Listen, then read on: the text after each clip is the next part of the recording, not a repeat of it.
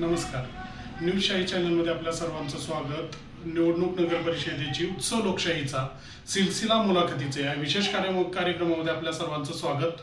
आज आपण मोहोळ इथं आलेलो आहोत. मोहोळची निवडणूक ही चर्चेचा विषय ठरत आहे.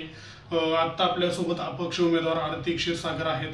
आपण त्यांच्याशी संवाद साधणार आहोत. मोहोळचा विकास झालाय का, झाला नसेल तर का झाला नाही, काय करायला पाहिजे, या संदर्भात आपण त्यांच्याशी चर्चा करणार आहोत. त्यांना बोलतं करणार आहोत. मॅडम नमस्कार. नमस्कार. मला इंट्रोडक्शन द्या तुमचं. मी आरती राजरत्न क्षीरसागर आणि मोहोळ नगर परिषद सार्वत्रिक निवडणूक 2025 ही जी निवडणूक नगराध्यक्ष पदासाठी मी फॉर्म भरलेला होता, तो मंजुरी झाला आणि मला आज चिन्हही मिळाले, ट्रॅक्टर चिन्ह मिळाले. आणि मी महाराष्ट्र रिपब्लिकन पक्षाची सोलापूर जिल्ह्याची म्हणजे सोलापूर जिल्ह्याची कार्यकर्ती होते, म्हणजे आहे. मी सध्या आता कार्यरत आहे महाराष्ट्र रिपब्लिकन पक्षात. म्हणजे तळागाळातल्या म्हणजे चळवळीतले आम्ही लोक आणि तळागाळातल्या लोकांचा आम्ही विचार करून आमचं रिपब्लिकन पक्ष त्याच्यामध्ये मी काम करते सध्या. बरं, तुम्ही काँग्रेसकडे देखील इंटरेस्ट होता नगराध्यक्ष पदासाठी. तर तुम्हाला नगराध्यक्षपद काँग्रेसकडून फॉर्म भेटलेला नाही, ईव्ही फॉर्म. तर काँग्रेस पक्षाचा तुमच्यावरची भरोसा नव्हता की आणखी कोणतं कारण आहे? नाही, भरोसा होता आणि रितसर तो एबी फॉर्म मलाच आला होता. पण शाहीन शेख ही जी बाई आहे, तो एबी फॉर्म तिने मला डायरेक्ट सुपूर्द करण्याऐवजी तिने दुसऱ्या जी सदस्यही नव्हती आणि जी आमच्या पक्षातलं तिचं कामही नाही, ती व्यक्ती म्हणजे सोनल विठ्ठल जानराव म्हणून. आणि कसं आहे माहिती, ते मला आला होता फॉर्म ऍक्च्युली. आणि रितसर माझा इंटरव्ह्यू मुलाखत सोलापूरला झाली होती आणि मोहन जोशी दादा यांनी माझी रितसर माझं सिलेक्शन झालं. तो म्हणजे नियमाने तो एबी फॉर्म माझ्यापर्यंत पोचू दिला नाही शाहीन शेख बाईंनी.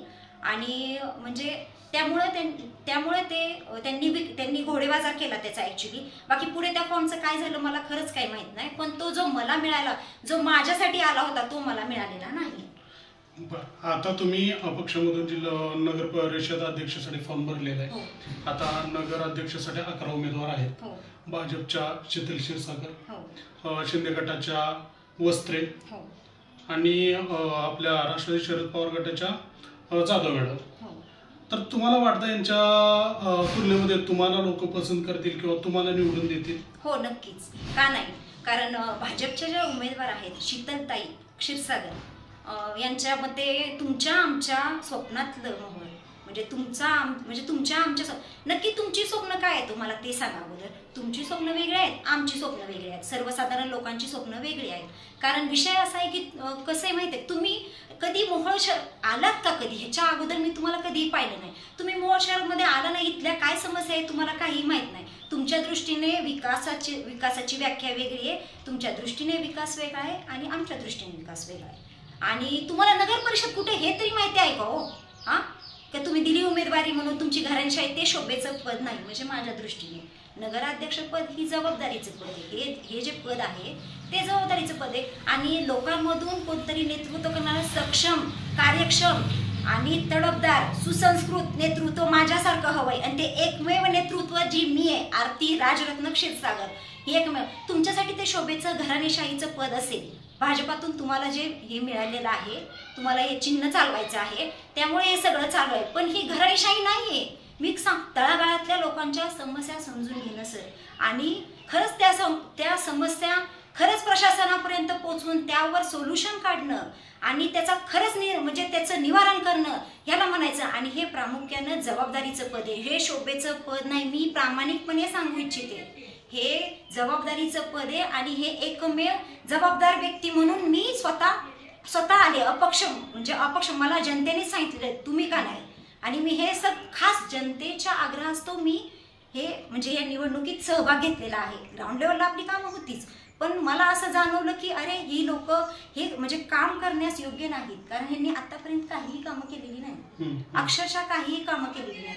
नुसतं ह्यांच्यासाठी नुसतं मिरवणं एवढंच आहे. राहता राहिलं. आणि दुसऱ्या आपल्या असतील वस्त्रे ती तर मुलगी, ते काय कॉलेजची निवडणूक आहे. म्हणजे माझ्या मते ती कॉलेज सिद्धी वस्त्रेबद्दल बोलते मी. जे बाणाचं म्हणजे त्यांनी जी मुलगी दिली आहे त्यांच्यासाठी ती खुर्ची एक शोभेची खुर्ची. म्हणजे साधारण मला वाटतं असं की ती खुर्ची त्यांनी शोभेची किंवा तिच्या आडून तिला कटपुतली बाहुला म्हणून ठेवायचं आणि एक सही एक स्वाक्षरी पुरतं ती जी मुलगी आहे म्हणजे हे जबाबदारीचं पद आहे तिथं त्या लेवलची म्हणजे त्या कार्यक्षम त्या खुर्चीवर बसून ते काम करणारी मुलगी ती महिला किंवा ती मॅच्युअर तेवढी बाई पाहिजे तिथे. ती मुलगी आहे तिला काय कळतो म्हणजे काय कळत असेल का तिच्या आडून यांनाच सगळं राजकारण करायचं आहे म्हणजे मला ते कळत नाही. मी प्रामाणिकपणे सांगते की त्यांच्या आडून तिला राजकारण तुमच्यासाठी विकासाची कामं म्हणजे आहेत तरी नक्की काय मला ते सांगा. विकासाची कामं म्हणजे विकास घडवायचा आहे म्हणजे कुठं दहीहंड्या फोडल्या आणि 4 बायका नाचवल्या म्हणजे विकासाची व्याख्या तरी काय सांगा. म्हणजे विकास झाला मोहोळ शहराचा विकास झाला का. आणि हळदी कुंकूला तुम्ही महिलांसाठी ठेवता म्हणजे सांस्कृतिक कार्यक्रम घेता त्याबद्दल माझा आक्षेप नाहीये पण कुठेतरी छोटूपुटू काहीतरी वस्तू देता तुम्ही म्हणजे ही विकास कामं आहेत का काहीतरी म्हणजे खुश करायचं सगळ्यांना म्हणून काहीतरी करायचं आणि आम्ही ह्याव केलं आम्ही त्याव केलं. आताही काय केलंय तुम्ही साधारणपणे एक 18-19 वर्षाची लहान मुलगी तुम्ही उमेदवार म्हणून दिली हे योग्य नाही. त्या खुर्चीला किंवा त्या प्रशासनापर्यंत जे व्यक्तिमत्व किंवा जी सक्षम जी कार्यक्षम जी सुशिक्षित जी महिला ती मी योग्य वाटते म्हणून मी सगळे बोलते. आणि राहिला आणि आपले हे असतील तुतारीवाले ते तर काय ते पाहुणेच आहेत आपल्या मोहोळमध्ये म्हणजे मी म्हणते आणि ही मी बोलते ते योग्यच आहे. तुतारी काय येतात आपलं म्हणजे ह्याच्या निवडणुकीत येतात सगळीकडे वाजते मागेल त्याला पाणी मागेल 1857 एकच कॅसेट वाजते एकच आपलं तुंतुन वाजतं आणि का हो तुम्ही रस्त्यावरून जाता तुम्हाला दिसत नाहीत रस्ते. तुम्ही पाणी मागच्या वेळेस दुष्काळ पडला कुठं होतात तुम्ही होतात कुठं म्हणजे मी तुम्हाला प्रश्न विचारते. आणि विकासाची कामं तर राहू द्याच तुम्ही नगर म्हणजे ह्याला येता निवडणुकीत तुम्ही येता आणि अचानक कुठे जाता मलाही माहित नाही. त्यामुळे मला तर असं वाटतं की मी योग्य उमेदवार आहे आणि जनतेतून थेट असल्यामुळे मी म्हणजे मला असं वाटतं माझी मोहोळची जनता इतकी नादान नाही आणि आम्हाला मूर्ख बनवणं बंद करा तुम्ही सगळे सार्वत्रिक मी सगळ्याच पक्षांना म्हणते त्यामुळे तुम्ही सगळ्यांना आम्हाला मूर्ख बनवणं सोडून द्या. आता काँग्रेसच्या उमेदवार सोनल विठ्ठल जानव त्यांच्याबद्दल बोलले. आता त्यांच्याबद्दल तर मी काय बोलणार ते कसं आहे माहिती आहे का तिकीट एबी फॉर्म चोरणे इतकं आणि शाहीन शेख बाई बरोबर डील करणे इतकं सोपं काम नाही हो. ते कसं आहे माहिती आहे तुम्ही नोटरी स्वतःला म्हणून मिळवता म्हणजे खरंच मला सांगावं असं वाटेल म्हणजे आवर्जून सांगावं असं वाटेल की तुम्हाला नगराध्यक्षपदाचा फॉर्म भरताना तुम्ही अर्धा फॉर्म तुम्ही वकील आहात आणि तुम्ही अर्धा फॉर्म कोराच सोडलाय.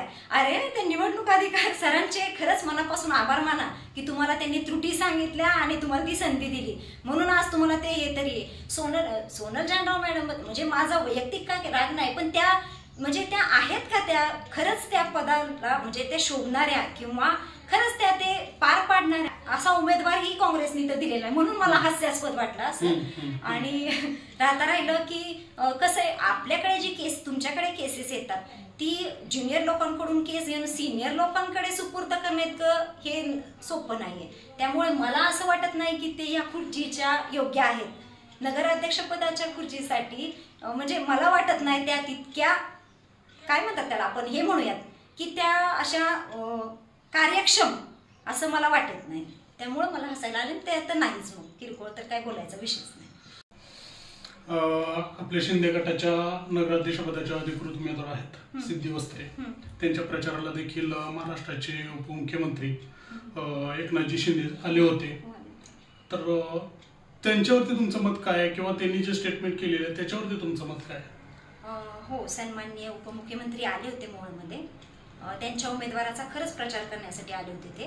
बाकी विकास कामांबद्दल तर काही बोललेच नाही. अरेच्छा म्हणजे विसरले की काय मलाही माहित नाही ऍक्च्युली पण विकास कामांवरती ते बोललेच नाही आणि ते बोलले फक्त त्यांची टिमकी वाजवणे म्हणजे लाडक्या बहिणींचं बोलले ते आणि शेतकऱ्यांचं बोलले म्हणजे ते लाडक्या बहिणींवर बोलले आणि शेतकऱ्यांवर बोलले ह्याच्याबद्दल माझा काही म्हणजे आक्षेप नाहीये माझा ते बोलतात पण ते त्यांचे विकास काम माझ्या मोहोळच्या विकास कामांसाठी ते काही बोललेच नाही. ते बहुतेक विसरले असावेत आणि ते उलट त्यांनी तर बोलायला हवं होतं कारण नगराच्या विकासाची कामं तर म्हणजे साहेबांकडेच आहेत उपमुख्यमंत्री साहेबांकडेच आहे. मग ते त्यांनी विकास कामांबद्दल बोलायचं ते राहूनच गेले. ते आले, स्वतःचा उमेदवार दिला, ते सांगितले, स्वतःची टिमकी वाजवली आणि ते निघून गेले. माझ्या मोहोळच्या विकासाच्या कामाबद्दल ते काहीही बोललेले नाहीत. जे बोलायला हवं होतं ते बोललेले नाहीत. बरं, मला सांगा, मोहोळच्या नगराध्यक्षासाठी तुम्ही देखील उभारले आलात अपक्षमधून, तर मोहोळच्या जनतेनं तुम्हालाच नगराध्यक्ष म्हणून निवडून का द्यावं? मला असं वाटतं मी सक्षम, कार्यशील, सुशिक्षित, तडफदार असं मी नाही म्हणत. माझी तमाम मोहोळची सर्वसाधारण जनता म्हणते आणि खास जनतेच्या आग्रहास्तवच मी उभी राहिलेली आहे. त्यामुळे जर कसं माहितीये का, हे सगळे पक्ष, हे सर्वपक्षीय, हे सगळे जे उमेदवार आहेत, ते जे नेते मंडळी आहेत, तर मला असं वाटतं की हे जरी आता म्हणजे निवडणुकांपुरतं जरी वेगवेगळं दाखवत असतील तर यांचे खायचे दात वेगळे आणि साधारणपणे दाखवायचे दात वेगळे. हे जरी आता प्रत्येक जण वेगवेगळं बोलत असेल तर खाताना ही पाची बोटं एकत्र येतात.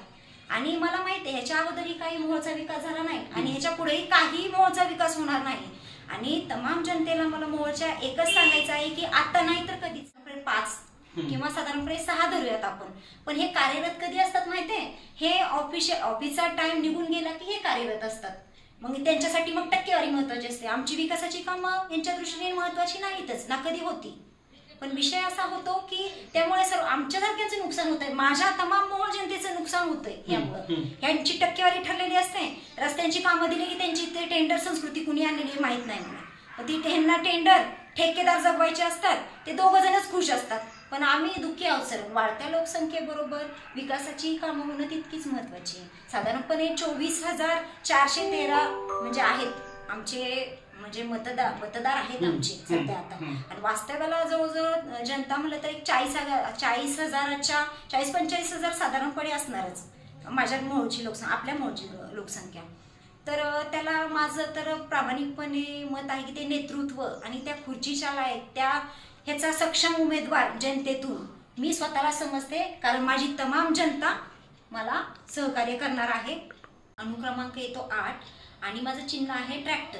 तर ट्रॅक्टर या चिन्हावर बहुमत, जर आपल्याला खरंच विकास जर मोहोळचा करायचा असेल, आपलं मोहोळ जर भ्रष्टाचार मुक्त आणि स्वच्छ सुंदर मोहोळ, टेंडर मुक्त मोहोळ जर करायचं असेल तर माझी मोहोळची तमाम जनता मला निवडून देणारच आहे. आणि मी अपक्ष उमेदवार आहे. पुन्हा एकदा सांगते, माझा अनुक्रमांक 8 आहे.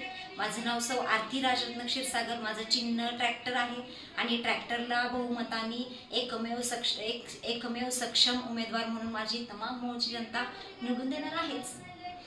तर या होत्या आपल्यासोबत अपक्ष नगराध्यक्ष पदाचे उमेदवार आरती क्षीरसागर यांनी अनेक मुद्द्यांवरती बोट ठेवलेलं आहे. अनेक मुद्द्यांवर कळीचे मुद्दे त्यांनी उघडून काढलेले आहेत. उपमुख्यमंत्री यांच्यावरती देखील त्यांनी भाष्य केलं. आपले गोरे साहेबांवरती त्यांनी परखड भाष्य केलेलं आहे. न्यूज चॅनलसाठी मी गणेश चौगुले, सोलापूर. ऐकलं, गोकुळची बासुंदी पुन्हा खावीशी वाटतेय. खरं सांगू, मलाही खावीशी वाटतेय. पुन्हा पुन्हा खावीशी वाटणारी गोकुळ बासुंदी.